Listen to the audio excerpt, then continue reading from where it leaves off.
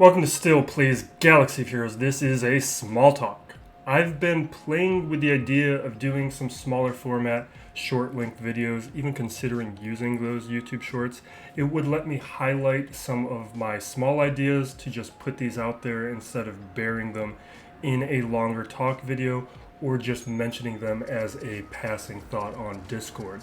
This one here sparked a little discussion and I think it's worth a small video. So we're going to try out this concept, which I apparently already made a graphic for that I have no memory of, so maybe we've done one of these before? Who knows?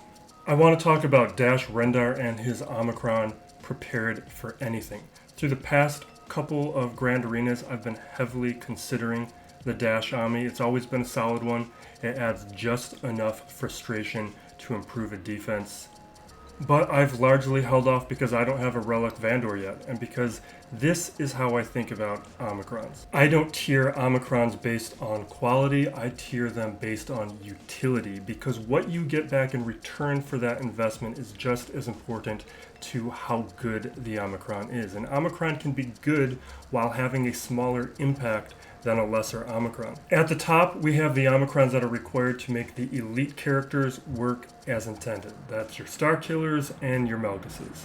Next are the Omicrons that create new teams and increase your roster depth, where if you don't have the Omicron, you can't use the squad. Qui-Gon Jinn being the most prominent of those unusable without the Omicron. Then there are the Omicrons that take already good squads and make them great. These are the Omicrons that are worth putting on, but you have to be the most careful with. Followed by the Omicrons that make squads better, your Talons or Rose, and finished by the Omicrons that have the character-specific functionality. I actually like the Chrysanthemum Omicron, but its impact on a squad right now is indirect.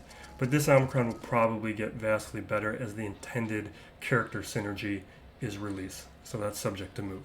The Dash Omicron falls into the good squad to great tier, a solid one that makes a usable squad better, but it's not a game changer. Still nice to have, but it doesn't fundamentally change the counter, and that's why I've always considered it one that you need to be careful in applying. And now we have the announcement of Galactic Legend Jabba the Hutt, where I have now reconsidered the timing on the Dash Omicron. We're going to get slightly galaxy brained here, but look at the functionality of all the existing Galactic Legends to this point. Every Galactic Legend has proven to be very flexible, and their ability to take on any number of combinations of faction members is universal. This is the SWGOH data on Grand Arena. With each, there are a number of quality and viable options. And this is where my hesitancy about the Dash Omicron comes into play. He's a smuggler, and Jabba has already been announced to have some smuggler synergy. Now, to be clear, I don't think Dash will at all be a part of the meta or ideal Jabba squad, but what we've seen in Grand Arena is several teams turn into less ideal versions in order to make other varietal of teams. We see Padme teams with JMK Lord Vader, with Maul and without JML teams with Jedi Knight Revan, or Gas, or Jedi Knight Luke, Kylo Ren, Kylo, and Hux, all under SLKR, Rey carrying Finn or JTR. What we can establish from the past is a trend of viability where good characters find homes under GLs, and Dash is a good character with a powerful kit. I'm hesitant because of what Dash offers to any squad that synergizes with smugglers and scoundrels. His kit offers a bunch of control and stat sharing. His first special with a dispel and a stun. His second special with an AoE daze that also dispels stealth, and his unique ability that shares health, potency, and offense. These unique abilities that share stats are always very beneficial to any squad that they're put in, and it's going to boost a GL Jabba squad potentially. All this is to say that the potential is there to a degree where I'm holding off on the Dash Omicron. A couple of weeks ago, it was an Omicron I was about to put on. But with Jabba, I want to wait.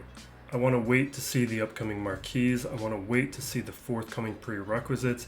And I want to wait to see Jabba's kit, because the potential that Dash could be useful or even powerful under Jabba is strong enough that it could devalue the Omicron if it does happen. The issue is it's a leadership Omicron. And if he isn't a leader, the Omicron ceases to be useful, and Jabba has raised the prospect where Dash may see an increased utility as a non-leader. And with how rare Omicrons currently are, it's hard to justify an Omicron on someone who could turn into a part-timer upon Jabba's release. And that is the small talk. And of course, I'm being overly cautious. I think it's unlikely, but I am a prudent player.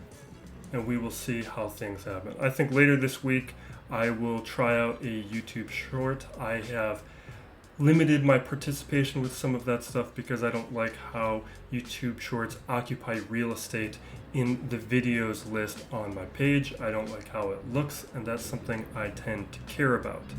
But later this week, I will try one out and see what you guys think. Thank you for watching. Be safe out there, and be excellent to each other. This is Still Plays Galaxy of Heroes.